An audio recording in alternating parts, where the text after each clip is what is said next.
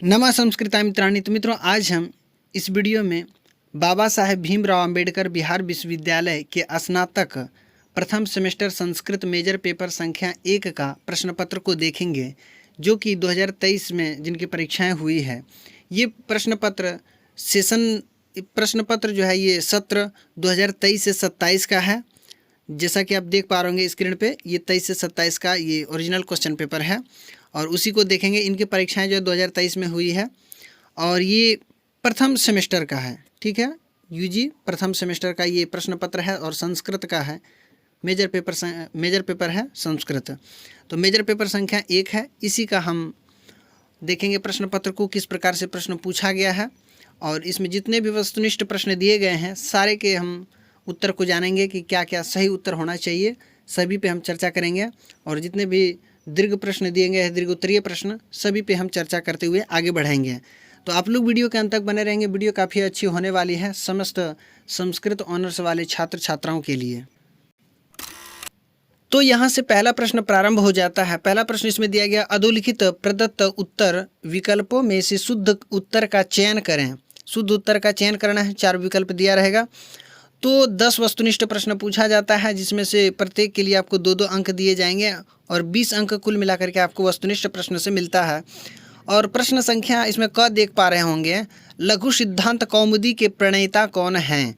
तो लघु सिद्धांत कौमुदी के प्रणेता कौन हैं, ऐसा प्रश्न पूछा गया। मतलब लघु सिद्धांत कौमुदी के रचनाकार पूछा जा रहा है। आपके सामने 4 विकल्प दिया गया है।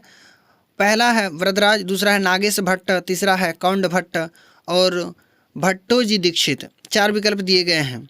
इसमें से आपको चयन करना है कि कौन सा विकल्प सही होगा। तो पहला जो है प्रश्न संख्या क का पहला विकल्प बिल्कुल सही उत्तर हो जाएगा, वरदराज। लघु सिद्धांत कौमुदी के प्रणेता या रचनाकार जो भी कहें, ये वरदराज है। ठीक है, अग्रिम प्रश्न की ओर हम बढ़ते हैं। अग्रिम प्रश्न इसमें दिया गया है, प्रश्न संख्या ख है, यण प्रत्याहार में कितने वर्ण हैं। तो यण प्रत्याहार में कितने वर्ण है पूछा गया है। तो 2 है या 3 है या 4 है या 5 है। तो कौन सा सही विकल्प होगा आपको बताना है। तो यण प्रत्याहार में कुल 4 वर्ण होते हैं। ठीक है, यण प्रत्याहार में कुल 4 वर्ण होते हैं। कौन कौन, तो य व र ल, है ना। तो आप जब प्रत्याहार ये माहेश्वर सूत्र देखेंगे, माहेश्वर जो सूत्र जो 14 हैं उसमें आप देखेंगे तो ह य व रट लण, इसमें जो है आपका बन जाता है य व र लेंगे, य व र ल, इतने से में ही हो जाएगा पूरा। ठीक है, ह को नहीं लेंगे और अंतिम जो अणकार है उसकी भी संज्ञा हो जाएगी और उसका लोप हो जाएगा। तो यहाँ पे जो है ये 4 हो जाएगा। यण प्रत्याहार में कितने वर्ण हैं, 4 है। और आपके पाठ्यक्रम में संज्ञा प्रकरण भी है, संधि प्रकरण भी है। और संज्ञा प्रकरण और संधि प्रकरण आप तभी स्पष्ट रूप से समझ पाएंगे जब आपको प्रत्याहार बनाना आता हो, माहेश्वर सूत्रों की जानकारी हो अच्छी प्रकार से। ठीक है, अगला जो प्रश्न संख्या देख पा रहे हैं ये तो आपको पता ही होगा। अभी मैंने बताया कि माहेश्वर सूत्र में कितने सूत्र हैं। तो माहेश्वर सूत्र में कितने सूत्र हैं, 8 है, 10 है या 12 है या 14 है। तो इसका सही उत्तर हो जाएगा, माहेश्वर सूत्र में जो है कितने सूत्र हैं, तो 14 हो जाएगा इसका सही विकल्प। ठीक है, तो चौथा विकल्प इसका सही है। अग्रिम प्रश्न की ओर हम बढ़ते हैं। प्रश्न संख्या इसमें घ दिया गया है। प्रश्न संख्या घ इसमें कह रहा है कि ये जो है सुप प्रत्ययों की जो है प्रकृति क्या है। सुप प्रत्ययों की प्रकृति क्या है, धातु है, प्रातिपदिक, णिजंत है और सनंत। 4 विकल्प दिया गया है। तो ये जो सुप प्रत्ययों की प्रकृति क्या है, तो ये हो जाएगा प्रातिपदिक। ठीक है, प्रातिपदिक। और ये जो प्रातिपदिक शब्द को वाक्य में इस्तेमाल करने के लिए उनमें जो है शुप प्रत्यय लगाया जाता है, ये बात हमें ध्यान में रखना है। तो जैसे राम है, राम पहले प्रातिपदिक संज्ञा होगी, राम की पहले प्रातिपदिक संज्ञा होगी, उस सूत्र लग करके अर्थवत धातुर प्रत्यय प्रातिपदिकम तथा कृत तद्धित समासश्च, इस सूत्र के माध्यम से जो है पहले राम की प्रातिपदिक संज्ञा होगी, तब उसमें क्या होगा, सुप प्रत्यय इत्यादि लगाए जाएंगे। ठीक है, तो सुप प्रत्ययों की प्रकृति क्या है, तो प्रातिपदिक। ठीक है, प्रातिपदिक, ये स्पष्ट, ये सही उत्तर है हो गया इसका प्रश्न संख्या घ का। प्रश्न संख्या अंग इसमें जो दिया गया है देख सकते हैं, बहुत ही अच्छा प्रश्न है ये। शुभ प्रत्यय कितने हैं, बहुत ही अच्छा और सरल प्रश्न है। ऐसा प्रश्न आपको दिया गया है तो बहुत ही अच्छा प्रश्न है। देख सकते हैं शुभ प्रत्यय कितने हैं, 15 है, 20 है, 21 है या 25 है। 4 विकल्प दिए गए हैं। तो शुभ प्रत्यय कितने हैं, 21 हैं। शुभ प्रत्यय कितने हैं, 21 हैं।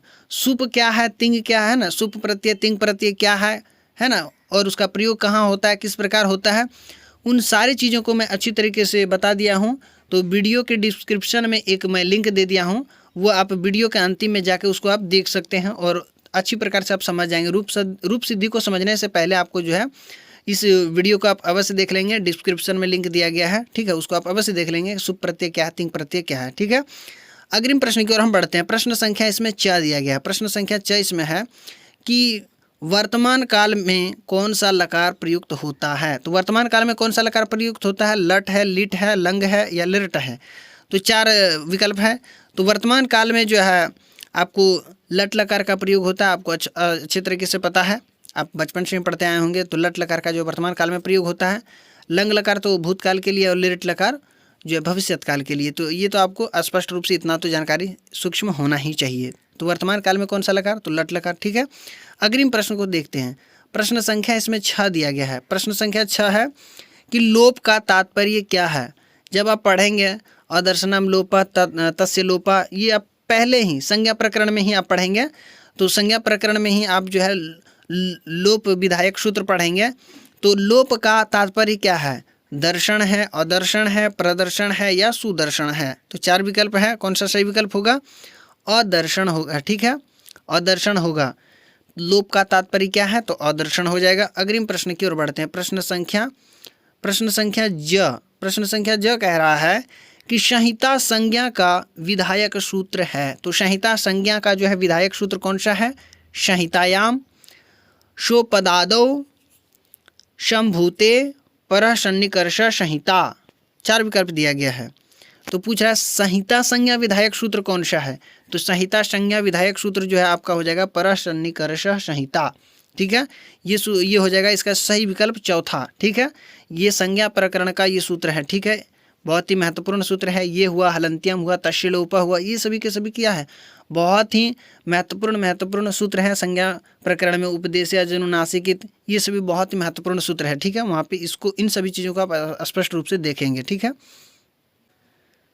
आगे जो प्रश्न संख्या 6 इसमें दिया गया है भू धातु है। तो प्रश्न संख्या 6 है भू धातु है सत्तार्थक, ज्ञानार्थक, गमनार्थक और लेखनार्थक। तो भू धातु है सत्तार्थक है या ज्ञानार्थक है, गमनार्थक है या लेखनार्थक है।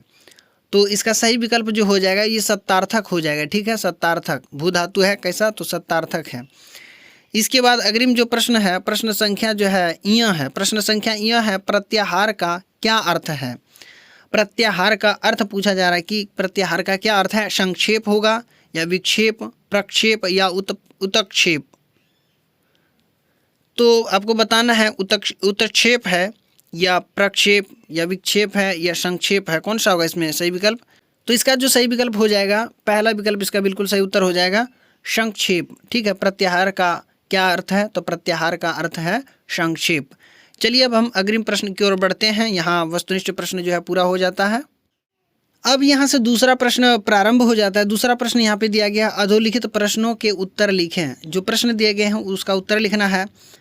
इसमें जो है आपको 5-5 अंक के कुल 4 प्रश्न दिए गए हैं और 20 अंक आपको जो है यहाँ से देखने को मिलेगा, ठीक है। तो 20 अंक आपको यहाँ से देखने को मिलेगा। 4 प्रश्न आपको बनाना है। यहाँ पे देख सकते हैं प्रश्न संख्या क दिया गया है गुण संज्ञा अथवा वृद्धि संज्ञा अथवा पद संज्ञा का जो है सोदाहरण विवेचन करें। ऐसा प्रश्न पूछा गया है, या तो गुण संज्ञा या वृद्धि संज्ञा या पद संज्ञा, ठीक है। इसका जो है सोदाहरण विवेचन करें। इसके बाद जो है प्रश्न संख्या ख दिया गया शुद्ध्युपास्य अथवा नायकः अथवा हरेव की जो है सूत्रोल्लेख पूर्वक प्रयोग सिद्धि करें। प्रयोग सिद्धि पूछा गया है सूत्र का उल्लेख करते हुए, ठीक है। प्रश्न संख्या ग इसमें दिया गया है रामा है अथवा रमा है या ज्ञानम है। इसकी जो है प्रयोग की सिद्धि ससूत्र करें। सूत्र प्रयोग सिद्धि करना है, ठीक है, ससूत्र सूत्र के साथ रामा पद की जो है सिद्धि करना है, ठीक है। तो प्रयोग सिद्धि आपको दिया गया है। इसके बाद जो है अगला जो इसमें दिया गया प्रश्न संख्या घ इसमें दिया गया भवती है अथवा भवामी है अथवा अभवत है कि जो है ससूत्र सिद्धि करें। ऐसा दिया गया है आपको प्रश्न। तो इसमें जो है 4 प्रश्न यहाँ आप देख पा रहे होंगे। इसका जवाब देना है और सब में आपको अथवा अथवा करके दिया गया है, 3 में से 1 बनाना है, 3 में से 1 बनाना है, ऐसा करके आपको दिया गया है। अब प्रत्येक जो है 5-5 प्रश्न के 5-5 अंक के हैं, 20 अंक आपको यहाँ से देखने को मिलता है। तो इस प्रकार से आप बनाएंगे। देख सकते हैं कि आपके पाठ्यक्रम में जो है अच संधि तो है ही, इसके अतिरिक्त जो है हल संधि भी है, और राम शब्द रूप जो है उसमें जितना 2100 रूप है उसकी जो है सिद्धि आपको देखने को मिल रहा है कि उसका जो है सिद्धि करने के लिए, या रमा है, ज्ञानम है। इसके बाद जो है भवती है, भवामी मतलब जो है भू धातु का जो है लट लकार भी है, और यहाँ लंग लकार भी देख पा रहे होंगे। तो लंग लकार लट लकार ऐसा करके दिया गया। अब 10 लकार का है या 5 लकार का है या 3 ही लकार का है, तो ऐसा तो अभी पाठ्यक्रम हमने नहीं देखा, लेकिन प्रश्न पत्र आप देख पा रहे होंगे। यहाँ जगह यदि पूछा जा रहा है तो आपको तैयार करके अवश्य जाना है। अभी तो आप 2 लकार का देख पा रहे होंगे, है ना। एक जो है एक लट लकार का है और एक लंग लकार का है। तो यहाँ तो स्पष्ट हो जा रहा है कि ये 2 लकार से जो है प्रश्न पूछा गया, मतलब ये आपके पाठ्यक्रम में समाविष्ट है ही। आगे चलिए देखते हैं। इसमें आगे जो है इसमें तीसरा प्रश्न दिया गया है, अधोलिखित प्रश्नों के उत्तर दें, है ना। अधोलिखित प्रश्न जो दिया गया इसका उत्तर लिखना है। इसमें जो है 3 प्रश्न आपको बनाना है, और प्रत्येक 10-10 अंक के प्रश्न होंगे। 30 अंक जो है आपको इस प्रकार से दीर्घ उत्तरीय प्रश्न में देखने को मिलेगा, ठीक है। तो प्रश्न संख्या क जो है यहाँ दिया गया है, यण संधि एवं अयादि संधि के विधायक सूत्रों की जो है साधारण व्याख्या करें, ठीक है। जैसे इको यणची है ना, उस सूत्र का जो है और जो है साधारण व्याख्या करना है। उस सूत्र की जो है परिभाषा, वृत्ति, इसके अलावा जो है उस सूत्र में जो उदाहरण है उस उदाहरण को लिखना है। उस उदाहरण को जो है आपका उस उदाहरण को उसकी परिभाषा से जो है सहसंबंध दिखाना है। इसके बाद ही आपको जो है पूरा का पूरा अंक मिलेगा, ठीक है। इसके बाद यहाँ पे देख सकते हैं अयादि संधि के लिए भी है, एचो अयवायाव भी सूत्र आप देखे होंगे, इको यणची, ये सब जो महत्वपूर्ण सूत्र है, ठीक है। अच संधि में बहुत ही महत्वपूर्ण सब सूत्र है, उसको आप ध्यान देंगे अच्छी तरह से। इसके बाद जो है अगर यदि आप प्रश्न संख्या क को नहीं बनाते हैं तो अथवा में आपको दिया गया, आप दूसरा बना सकते हैं। ये जो अच संधि से हुआ, यहाँ आप देख सकते हैं इसमें हल संधि से संबंधित प्रश्न दिया गया है, ठीक है। इसमें हल संधि से संबंधित प्रश्न आप यहाँ देख पा रहे होंगे, दिया गया है अच्युत्व संधि तथा अष्टुत्व संधि के विधायक सूत्रों की साधारण व्याख्या करें, ठीक है। तो अच्युत्व संधि किसको बोलते हैं, इसके लिए सूत्र जो आया है अच्युत्व संधि के लिए, तो अश्चुनाश्चुः सूत्र जो कि अच्युत्व का विधान करता है, ठीक है। ये हल संधि में आप पढ़ेंगे। अश्चुनाश्चुः ये सूत्र है, अश्चुनाश्चुः इस सूत्र अथवा तथा ये भी, और एक और दिया गया है अष्टुत्व संधि मतलब अष्टुनाष्टुः ये सूत्र है, ठीक है। अष्टुनाष्टुः ये अष्टुत्व का विधान करता है, ठीक है। तो इन दोनों सूत्रों का जो है साधारण व्याख्या करने के लिए आपसे कहा जा रहा है। तो साधारण उदाहरण के सहित इसका जो उदाहरण होगा, उदाहरण भी आपको स्पष्ट रूप से देते हुए आपको जो है इसका व्याख्या करना है, ठीक है। अब चलिए हम अग्रिम प्रश्न की ओर बढ़ते हैं। इसमें आपको 3 प्रश्न का जवाब देना है। यहाँ अथवा करके दिया, आप क बनाइए, या ये एक अथवा में जो दिया गया इसको बनाइए। अब हम चलिए प्रश्न संख्या ख की ओर बढ़ते हैं। आगे जो इसमें प्रश्न संख्या ख दिया गया है, प्रश्न संख्या ख में कार्य व्याख्या करें, है ना। सूत्र दिया गया, पूछा जा रहा है, उसमें व्याख्या करना है उसकी। पहला जो इसमें सूत्र दिया गया है कृत तद्धित समासाश्च, ये सूत्र दिया गया है। और ये जो सूत्र है ये प्रातिपदिक संज्ञा विधायक सूत्र है, ठीक है। प्रातिपदिक संज्ञा करने वाला सूत्र है। और एक कर्तरी शप है, ये भी सूत्र पूछा गया है। तो इन दोनों सूत्र की आपको व्याख्या करना है। अगर ये दोनों सूत्र की आप व्याख्या नहीं जान रहे हैं तो अथवा में आपको 2 सूत्र और दिया गया है, या तो आप ये दोनों सूत्र की व्याख्या करें अथवा आप ये 2 सूत्र की व्याख्या करें। नीचे जो दिया गया है अटकुप वांग नुम व्यावाए पी, ये जो सूत्र दिया गया है इसकी व्याख्या करें। ये सूत्र कौन सा है, तो ये सूत्र आप जब आप रामेण पद की सिद्धि करेंगे तो वहाँ पे नकार को यानी कि दंत न को मूर्धन्त न में ये परिवर्तित कर देता है ये सूत्र, ठीक है। तो ये रामेण पद सिद्धि में आपको ये काम आएगा ये सूत्र की, ठीक है। और एक सूत्र और पूछा जा रहा है सार्वधातु का अर्ध धातु का योह, ये सूत्र है, इसकी भी आपको व्याख्या करना है। या तो ऊपर की 2 सूत्र की आप व्याख्या करते हैं आपको 10 अंक मिलेगा, या नीचे की 2 सूत्र की व्याख्या करते हैं तो आपको 10 अंक मिलेगा, ठीक है। तो ये हो गया प्रश्न संख्या ख। 2 प्रश्न मैंने दीर्घ उत्तरीय प्रश्न देख लिया। अब चलिए हम एक आखिरी प्रश्न को देखते हैं जो दीर्घ उत्तरीय प्रश्न है। प्रश्न संख्या ग इसमें जो दिया गया है संस्कृत में अनुवाद करें, है ना। संस्कृत में अनुवाद करने के लिए दिया जा रहा है आपको, तो आपको जो है यहाँ पे 2 अनुवाद देखने को मिलेगा प्रश्न संख्या ग में। पहला जो ऊपर में ये दिया गया है, विजयादशमी का पर्व अत्यंत उल्लास से मनाया जाता है। इसके बाद और इसी में लिख रहा है कि आश्विन मास की प्रतिपदा तिथि से शारदीय नवरात्र का आरंभ होता है। नवरात्र में दुर्गा माँ की आराधना की जाती है। भक्तजन इस अवधि में दुर्गा सप्तशती का पारायण करते हैं। नवरात्र में कुछ भक्तजन निराहार अथवा फलाहार व्रत करते हैं।